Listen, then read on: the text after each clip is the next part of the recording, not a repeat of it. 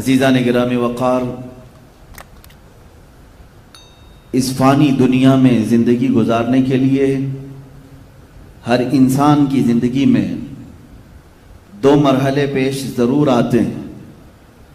زندگی کے کچھ ایام امن و امان کے ہوتے ہیں اور کچھ ایام ایسے ہیں کہ جس میں قتل و قتال اور مقابلہ آرائی ہوتی ہے۔ تو اسی طرح تاریخ کا ایک اٹوٹ حصہ رہا ہے، جب سے انسانیت کی تاریخ کا سلسلہ اس کائنات میں، اس دنیا میں شروع ہوا ہے، جنگوں کا سلسلہ بھی جاری رہا اور اب تک بھی ہے۔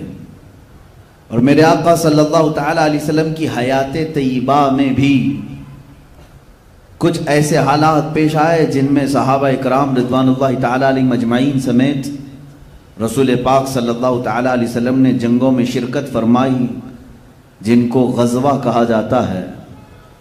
آج کے اس محفل پاک میں میں رسول پاک صلی اللہ تعالیٰ علیہ وسلم کے غزوات مبارکہ کی کچھ جھلکیاں آپ کے سامنے رکھنے کی کوشش کروں گا۔ زندگی کا ایک حصہ رہا ہے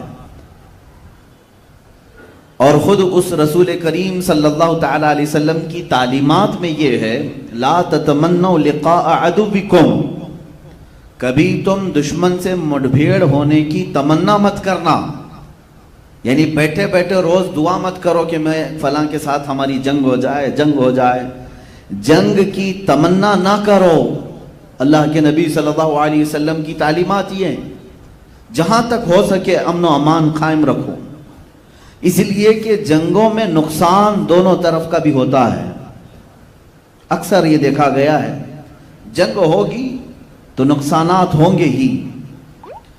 تو حضور اکرم صلی اللہ تعالیٰ علیہ وسلم کی ایک تعلیم تو یہ ہے، لیکن آگے میرے آقا نے یہ فرمایا وَإِذَا لَقِيتُمْ، ہاں اگر ایسا معاملہ پیش آ گیا کہ تم پر جنگ مسلط کر دی گئی، سامنے والے کو جنگ کے بغیر کوئی چارہ نہیں، تو پھر اللہ کے حبیب صلی اللہ علیہ وسلم فرماتے ہیں پھر تم ڈٹے رہو، پھر تم ڈٹے رہو اور مقابلہ کرو۔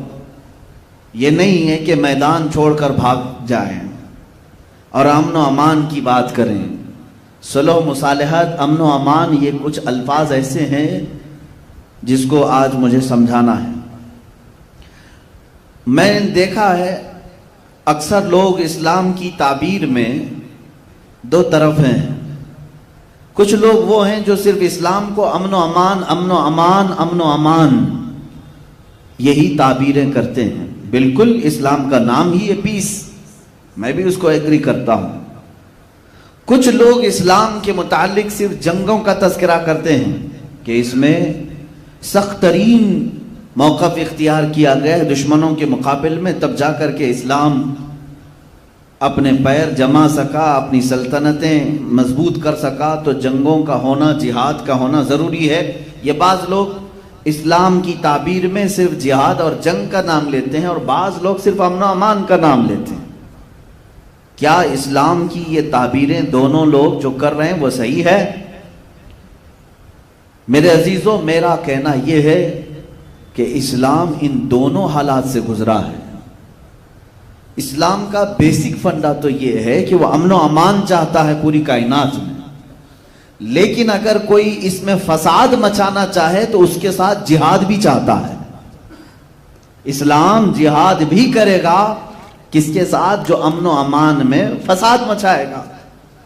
تاریخ میں یہی ہے، لہٰذا ہمیشہ اسلام کی جب بھی تعبیر کرو تو تصویر کا ایک رخ نہ بتاؤ کہ اسلام میں میاں کسی کو کچھ نہیں کہنا ہے، اللہ اللہ کرنا ہے، تسبیح پڑھو، دعا کرو۔ ہاں یقیناً اسلام امن و امان چاہتا ہے، لیکن کب؟ ایک محقق نے بہت اچھے انداز میں کہا، بار بار اسلام اور مسلمانوں کے متعلق کچھ لوگ غیر مسلم یہ کہتے ہیں کہ اسلام تو پیس کا نام ہے، آپ جنگ کی بات نہ کریں نا، آپ جہاد کی بات نہ کریں۔ اور کچھ ہمارے ماڈرن خیالات کے اور کچھ سیکولر لوگ ایسے بھی ہیں جو کہتے ہیں کہ نہیں، اسلام صرف امن و امان کے لیے ہے۔ ہاں یقیناً میں دونوں تصویریں آپ کو بتاؤں۔ اسلام امن و امان اس وقت چاہتا ہے جب اسلام میں موجود غلام خانہ کعبہ کی چھت پر موجود ہو. حضور پاک صلی اللہ تعالی علیہ وسلم کو غلبہ حاصل ہوا مکہ کی فتح میں، تب حضور نے امن و امان قائم کیا ہے. امان وہ بہتر ہے جب تمہارے پاس غلبہ آ جائے، اور اس وقت تم لوگوں کو معاف کر رہے ہو، یہ امن و امان ہے. لیکن جب تمہیں کوئی دبا رہا ہے، جب کوئی تمہیں مار رہا ہے اور تم امن و امان کی بات کر رہے ہو، تو گویا کہ تم جان چھڑانے کی بات کر رہے ہو. میں اس کی ایک مثال آپ کے یہاں یوں بتاتا ہوں. اب ایک صبر کا لفظ ہے، آپ جانتے ہیں صبر کسے کہتے ہیں؟ سہ لینا، ہر چیز کو سہ لینا. اب کوئی 4 سال کا بچہ ہے، میرے ساتھ اس کا مقابلہ ہو رہا ہے. 4 سال کے بچے کو میں نے تھپڑ مارا، اور وہ 4 سال کا بچہ یہ کہتا ہے میں نے صبر کر لیا. میاں تیرے پاس صبر کے علاوہ چارہ کیا ہے؟ پلٹ کر مارنے کی طاقت بھی تو نہیں ہے. تو بڑے آدمی سے، طاقت والے آدمی سے اگر مار کھا کر کے خاموش رہے اور پھر یہ کہے میں صبر کر رہا ہوں، یہ صبر نہیں، یہ تیری مجبوری ہے، یہ مجبوری ہے. ہاں کب؟ وہ 4 سال کا بچہ مجھے تھپڑ لگا دے، مجھے تھپڑ لگا دے، میں بدلہ لینے کی طاقت رکھتا ہوں، باوجود اس کے میں نے اس کو معاف کر دیا. یہ ہے صبر. اس کو کیا کہتے ہیں؟ صبر. یہی اسلام چاہتا ہے کہ جب تمہارا غلبہ ہو اور تم دشمنوں کو معاف کر رہے ہو تو اسلام یہ امن و امان کی بات کرتا ہے. لیکن جب تمہارے ہر عضو پر بلکہ اسلامی شعار پر حملہ کیا جا رہا ہو اور تمہیں دبانے کی کوشش کی جا رہی ہو، مارنے کی کوشش کی جا رہی ہو، اور تم یہ کہو نہیں صبر کرنا ہے ہمیں، یہ صبر نہیں ہے. یہ تم مجبوری کو صبر کا سہارا لے رہے ہو. مجبوری کا نام صبر نہیں ہے. اسی طرح امن و امان اس کو نہیں کہتے. عزیزان گرامی وقار، رسول پاک صلی اللہ تعالی علیہ وسلم کی حیات طیبہ میں 2 معاملات پیش آئے ہیں. آپ کی زندگی پاک جو 40 سال تک تھی، یہ اعلان نبوت سے پہلے کی زندگی ہے. حضور صلی اللہ تعالی علیہ وسلم نے اعلان نبوت نہیں فرمایا تھا، لیکن جب آپ کی عمر پاک 40 سال کی ہوئی، اس وقت سے لے کر آپ کی وفات 63 سال تک کتنی عمر ہوئی؟ 23 سال. آپ کی عمر مبارکہ 40 سال سے لے کر 63 سال تک کی عمر کتنی ہوئی؟ 23 سال، 23 ایئرس. اس کو ہم 2 حصوں میں تقسیم کرتے ہیں. 2 حصوں میں تقسیم کرتے ہیں. حضور صلی اللہ تعالی علیہ وسلم 40 سال سے لے کر 53 سال تک مکہ ہی میں رہے. 13 سال تک مکہ میں رہے اعلان نبوت کے بعد. اور جب آپ کی عمر مبارکہ 53 سال کی ہوئی، آپ نے ہجرت فرمایا مدینہ طیبہ کی طرف، اور وہاں 10 سال قیام فرمایا.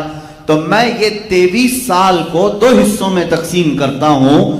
تو 13 سالہ مکی دور ہے اور 10 سالہ مدنی دور ہے.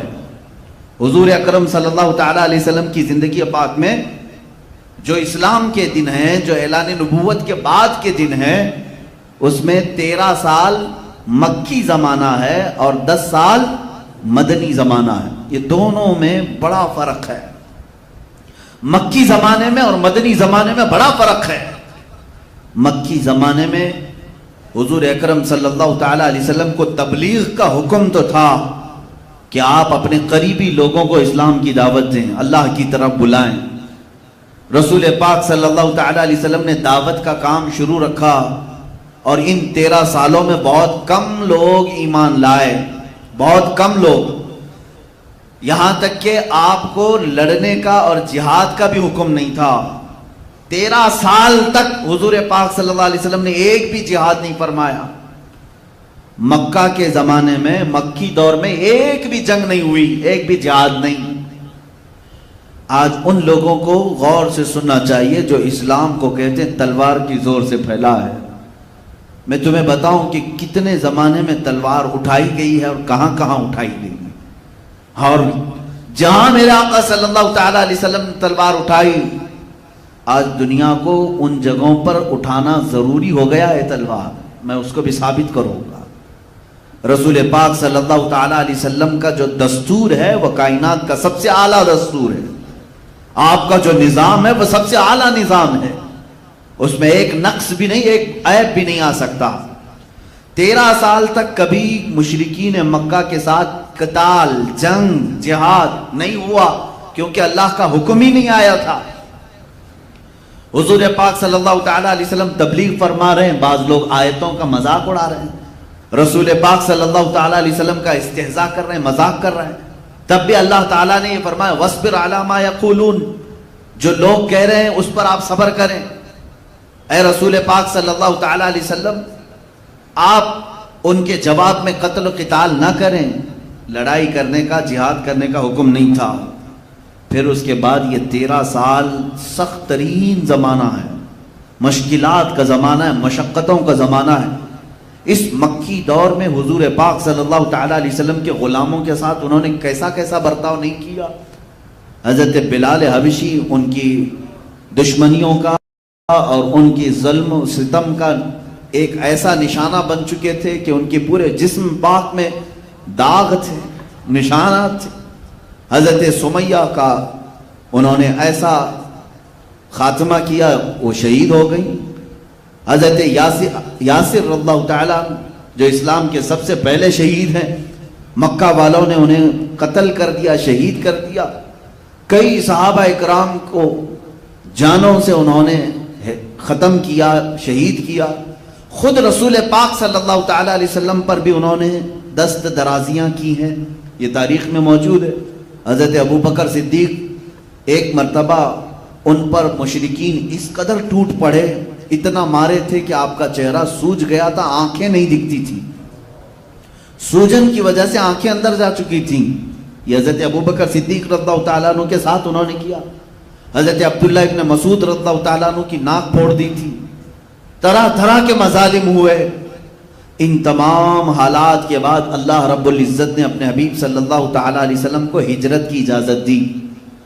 پہلے مسلمانوں کی ایک جماعت ہجرت کر کے گئی, کہاں؟ حبشہ کی طرف. افریقہ کا ایک ملک ہے جس کو آج ایتھوپیا کہتے ہیں.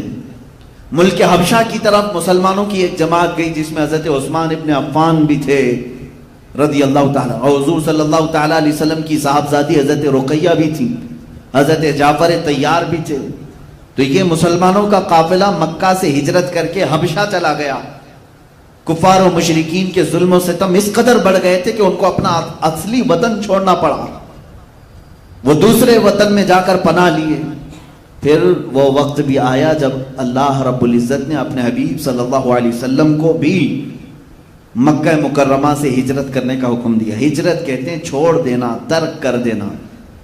رسول پاک صلی اللہ تعالیٰ علیہ وسلم کی وہ ہجرت کا واقعہ پیش آیا.